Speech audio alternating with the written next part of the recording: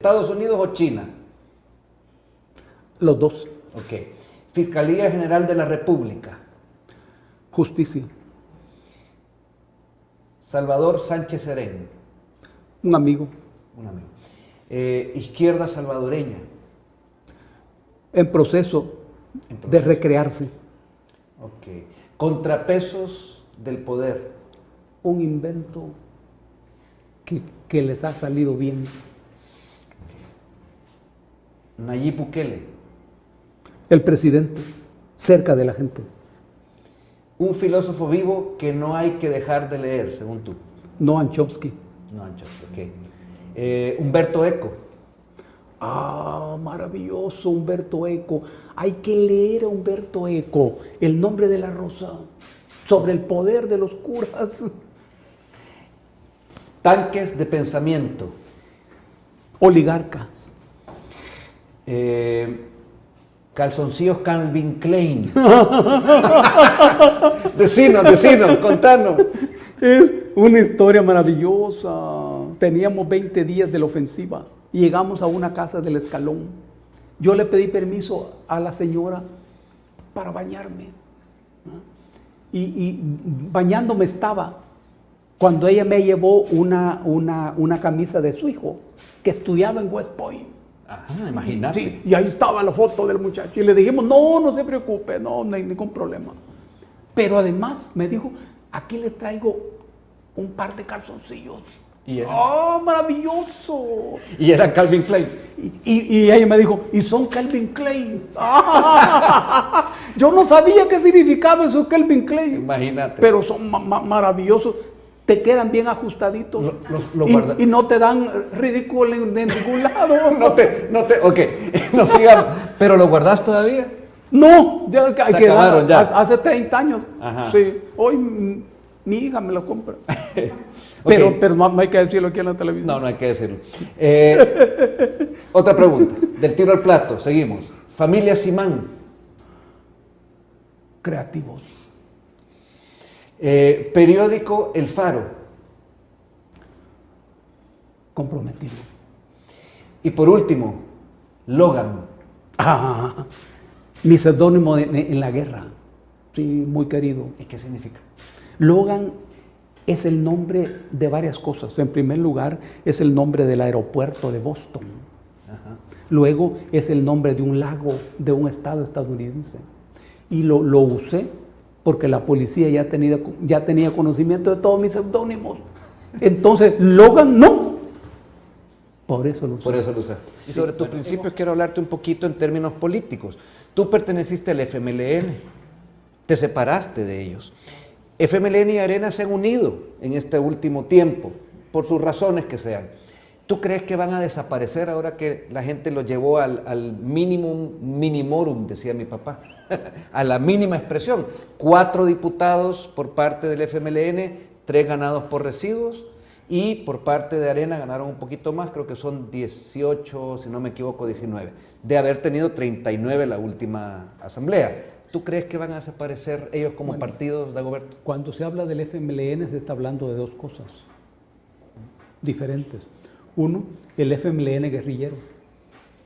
Y dos, el FMLN partido político. Son dos cosas que no tienen nada que ver una con otra. El FMLN guerrillero es una alianza política preponderantemente anticomunista que llevó la dirección de la guerra de 20 años, que es la más compleja de las 5 guerras que han habido en nuestra historia. Brillante e inteligentemente. Ese es el FMLN guerrillero. Este murió durante las negociaciones para ponerle fin a la guerra. Murió. O sea, para ti ya dejó de existir. Murió un mes después que murió la guerra. Primero murió la guerra y después el FMLN guerrillero. Lo cual es lógico. Porque una organización es un instrumento político, que cuando se agota el escenario para el que ha sido creado, desaparece. Entonces, culminamos la negociación cuando el FMLN guerrillero ya había muerto. Una vez establecidos en el país, aparece un actor político. El FMLN guerrillero fue sujeto político. Pero cuando aparece el partido FMLN, este ya no era sujeto político, era actor político. Esa fue una creación de ese momento, de esa negociación, que es otra cosa. El FMLN guerrillero y Arena nacen en el mismo año, 1980, en diferentes meses. Nosotros en octubre y Arena parece que en marzo, y nacen en el mismo escenario político de la crisis de ese año, y nacen de la misma capa social. ¿Cómo así? Los que organizaron Arena eran pequeña burguesía, y nosotros pequeña burguesía pero intelectual, la misma capa social. Mira qué interesante. Pero Arena rápido fue cooptado por la oligarquía y convertido en su instrumento. Dawson fue el principal actor ahí. Y nosotros nacimos para la guerra. ¿Fueron captados por alguien? No, es que cada quien tenía su posición ideológica. Por eso es que el FMLN guerrillero no fue una unión, sino una alianza. La alianza es un acuerdo político con cemento político. Esto quiere decir que yo puedo hacer una alianza con mi enemigo. Porque la alianza no se basa en la ideología, sino en la política. Y puedo hacer una alianza que dure una hora, o una mañana, Que o un cumpla día. su cometido y desaparezca. Ahí desaparece. Aquí duró 20 años. Sí, aquí duró 20 años, brillantes. Una taza de porcelana en la escuela política. En la escuela política. Cuando nace el partido FMLN es otra cosa. ¿Ahí qué pasó? Nace para las elecciones. Se renuncia a la política y se adopta las elecciones. Y se trató de una lucha por el gobierno. Y el programa estaba referido al gobierno y a captar votantes, pero no militantes. Tal como me lo planteas, tú no estabas muy de acuerdo con eso. No. Para nada. Si yo me retiré de eso en las negociaciones en Nueva York. Ahí te fuiste. Sí. Porque me di cuenta para dónde iba todo esto. Y se los dijiste. Totalmente. Ya. Y ahora cuando ves estos resultados después de 20, ¿cuántos? Casi 30 años. Casi 30 años. Te dan ganas de decir se los dije porque mira cómo han terminado. Sí. Claro, pero el partido FMLN es un partido exitoso. Muy exitoso. Porque no es un partido político que se propuso transformar la vida de la gente, no. Ni transformar estructuras, no. Sino se decidieron incorporarse en el orden político, de lo que hablábamos económico, en el primer segmento, ideológico de la sociedad. Orden, trabajar en el sistema sin desorden. Pero espérame, Dago, se meten en un orden que al día de hoy tenemos al primer presidente de la República del Frente, emblema, hay que decirlo así porque fue emblemático, que no quiere venir de Nicaragua porque se le entildan una serie de delitos que tienen que ver con mucho dinero. O sea, se metieron tanto al orden que se hicieron casi igual, por no decir igual, a lo que ellos mismos en la guerra querían que cambiaran. O sea, ahí hay una paradoja enorme. ¿A qué se llama orden? Orden es el conjunto de leyes, decretos, reglamentos, provisiones, resoluciones y acuerdos al servicio de la realidad, para evitar que la realidad cambie. A eso se llama orden. Todo lo que intente cambiar la realidad y sustituirla por otra, eso se llama desorden. Pero los salvadoreños queremos cambiar esta realidad. ¿Qué Nos hemos quedado atrás en el mundo. ¿Qué es lo que ha hecho el pueblo? Un desorden. Para ese desorden ha usado un instrumento. Nuevas ideas. Y Nayib Bukele. parece desorden. Ahora, ¿cuál es el sentido del desorden? Siempre es un nuevo orden. El desorden no tiene valor por sí mismo, no. El desorden busca construir un nuevo orden. Pero fíjate qué interesante. Entonces, estas oligarquías más ese FMLN debe estar ahorita, mis hijos dicen, fuera de base. Están descolocados, dicen los españoles, porque se les está cambiando su orden, que quiera que no, aunque la guerra terminó, pero ellos siguieron siendo el FMLN y Arena. Y ahí va la pregunta, ¿crees tú que ellos van a desaparecer? Es que el principal problema que tienen las oligarquías hoy y los partidos, más los partidos, porque las oligarquías tienen intelectuales, el que le pueden explicar, es que no entienden lo que está ocurriendo. Aquí no entienden lo que está pasando. No. Eso lo comprueba uno cuando los escucha en la televisión. Por ejemplo, ¿a quién? No sabe lo que está pasando. ¿A quién se te viene a la mente cuando me decís no entiende lo que está pasando? Cuando uno escucha a los dirigentes de los partidos, escucha a diputados de los partidos actuales, no sabe lo que está pasando. Y se siguen moviendo con el mismo ritmo del antiguo orden. Ahora bien, los diputados de Nuevas Ideas y los alcaldes de Nuevas Ideas que asumen hoy el 1 de mayo han de saber que vienen de ese desorden. Claro. Vienen de ese desorden. Y cuidadito caen en eso. Pero a partir del 1 de mayo entran en un orden que no es el que el pueblo aspira. Entonces, ¿qué es lo que el pueblo espera de ellos? Que construyan un nuevo orden. La gente que es la que tiene la manija en este proceso, es el pueblo, que es el que sabe lo que quiere, ha dicho, vamos a darle la oportunidad, que demuestren que son diferentes. Entonces, a la pregunta de qué es lo que espera la gente, eso, que demuestren que son diferentes. El pueblo tiene en su cabeza un plan de lucha, un programa de lucha. El primer punto es pensiones. Una lucha para que la vida esté Segundo mejor. punto, agua. Tercer punto, salud. Cuarto, educación. Seguridad. Vivienda. Trabajo con salario digno.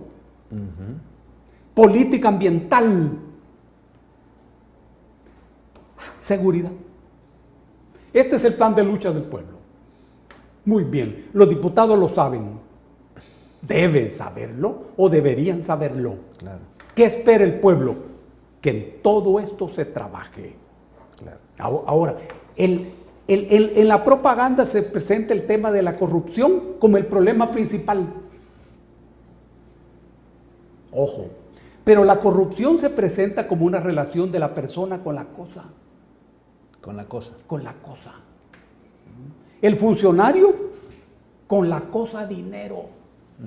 El funcionario con la cosa bienes públicos. Porque tiene acceso, porque tiene poder. Bienes públicos. Es lo que han hecho históricamente. Pero ocurre que el problema de la corrupción no tiene esa genética. El problema de la corrupción tiene que ver con la relación entre el funcionario y el poder. Por eso la Constitución dice, los funcionarios son delegados del pueblo. ¿Qué quiere decir la palabra delegado? Eso quiere decir que quien es delegado ejerce un poder que no le pertenece. Esta es la esencia del delegado. El poder de un delegado no es del, sino es del delegante. ¿De quién es el poder de los funcionarios? Del pueblo. Del pueblo.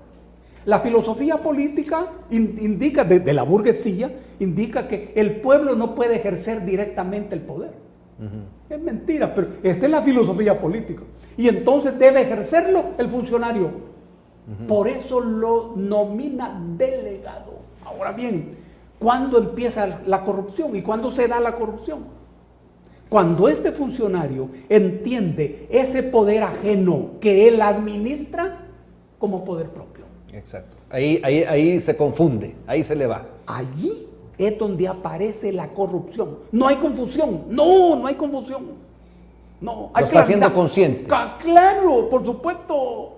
¿Hay diputados, tú crees que todos han sido corruptos conscientemente? Porque hasta la historia que tenemos hasta el próximo sábado, han llegado todos y han dicho que acepto este dinerito, estos maletines o como sea que se les llame, por parte de estos grupos, de este don fulano, mengano, ¿ok?